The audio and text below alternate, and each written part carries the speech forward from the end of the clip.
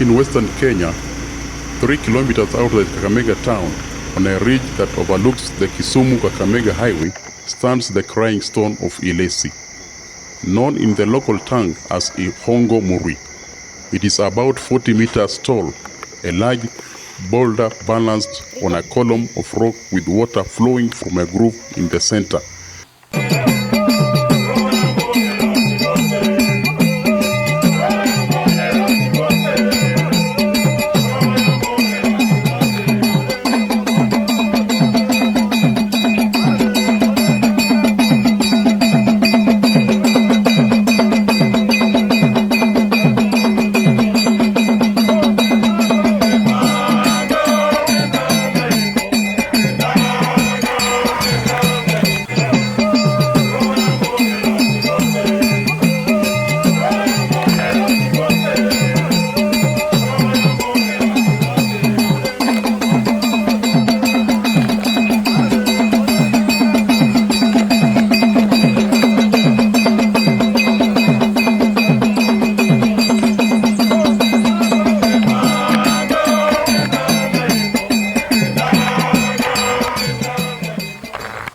Hello ladies and gentlemen, welcome to my YouTube channel hapa Kenya.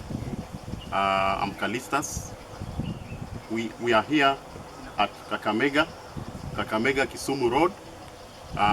Coming from Kakamega, you take 3 kilometers, then on your left you turn, then that's where we have this famous crying stone. Here is famously called Ikhongo Murwi. And today, being on Monday, you won't find so many tourists coming around. But if you come here on Saturday or Sunday, you'll see so many tourists, Wazungus, coming to see this stone. The villagers are around here. They are very kind people. The strange rock formation resembles a solemn head resting on weary shoulders, and from certain angles, it looks like a person who is crying. However, in recent years, the tracks made by water running down the rock face have been more visible because the Crying Stone of Ilesi is often dry. It hasn't cried continually, as it once did on years, and the exact cause is unclear. Some point to the agroforestry activities in Ellesi, where eucalyptus trees called money trees because they are sold for use as electricity poles have been planted en masse, sucking up large amounts of groundwater. Others blame the effect climate change has had on participation levels, something that has led to water sources below and above ground being tapped much faster than usual. A climate risk profile on Kakamega County, published by Kenya's Ministry of Agriculture, Livestock and Fisheries, reveals that while there has been an increase in average annual rainfall in the county in recent years, it has been erratic and largely concentrated in highly intense bursts. Farmers noted changing seasonally, including delayed onset of rains, for instance from March to April, and reliability and variability of the rains, reduced or increased amounts of rainfall, higher temperatures during the hot season, and much lower temperatures in the cold season. Farmers are attested to receiving more erratic rainfall, including unusual early rains followed by weeks of dry periods. Still, the science linking dropping precipitation rates to the drying up of the stone's water is unclear.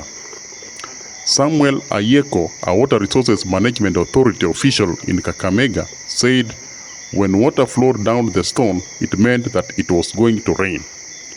Much about the stone has a mythical quality. Water is supposed to drip down. The unique thing about the stone is that the water comes from the top, so it can't be spring. In the lobby of the Plush Golf Hotel in the heart of Kakamega town, a painting of Ikhongo Murwi is prominently placed. Kakamega is replete with symbols of the stone, from the numerous hotels in Ellesi named after it, to the county flag with the stone as its center. It also features prominently in the local law among the Isukuti community that lives nearby. It is believed the stone's tears are a harbinger of a bumper harvest, while in pre-colonial times, before the British expanded their influence in Kenya, the rock acted as a good omen for local Isuha warriors. One account says Nandi warriors, believing the rock was a source of strength for Isuha fighters, tried to pull it down but failed. By the end of the day, more than 100 Nandis had died in battle. But with the climate change wreaking havoc on local water resources, the stories that have sustained local culture across the generations are coming under threat. It reaches a point when the stone is permanently dry, then a new narrative will develop, said one of the villagers. The plan is to establish a museum that tells the history of the clan and its relationship with the stone. Despite the stone's water drying up, they are determined to persevere its tourist appeal. The area is rich in attractions, from Kakamega Forest Reserve for bird watching and hiking to the Nabongo Cultural Center that chronicles the history of the Abawanga tribe. However, it is the Crying Stone of Ilesi that serves a proud symbol of the town. There are no figures on the number of visitors the stone attracts every year, but it features prominently in tour packages featuring the region's top attractions.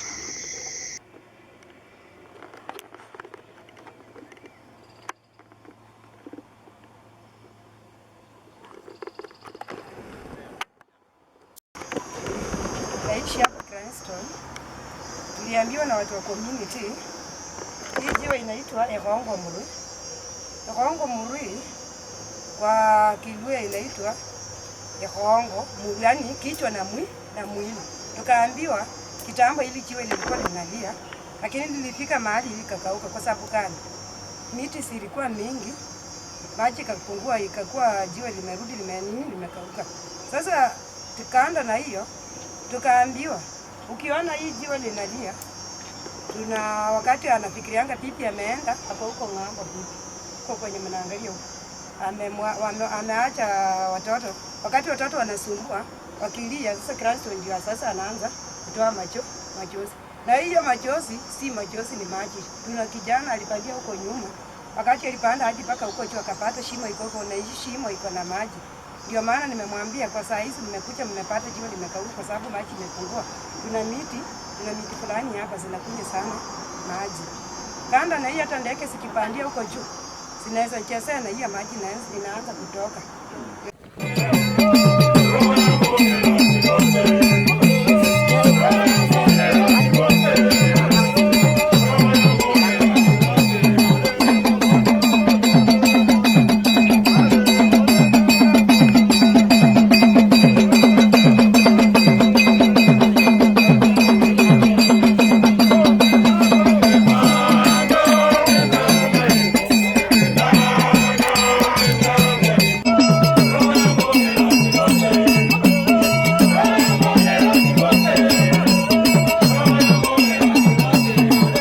In recent decades, the stone has recovered its status as a site for religious pilgrimage, with members of the Catholic and Legio Maria churches among the most frequent visitors.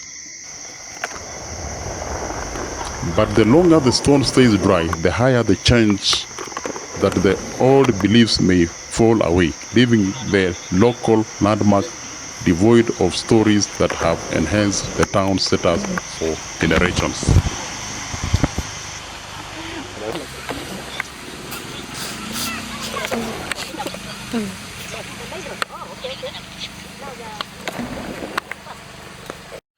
Yes, ladies and gentlemen, hapa Kenya, welcome to my YouTube channel. Hapa bado tuko Ellesi, ndio tunateremka tunaenda kwa main road. As you can see, mawe bado tunaona kidogo. Entirely place indigenous stones bado zinaonekana, not only the Crying Stone. Hey, Stevie, almost falling down. You can see The narrow path heading to the main road. You can see hapa ni kama hata maji ukichimba hapa maji itatoka haraka sana. You can see environment, very cool place. You can see maji ndio hiyo hata inatoka tu hapa, while other people are looking for water. Western people here, they have got no problem.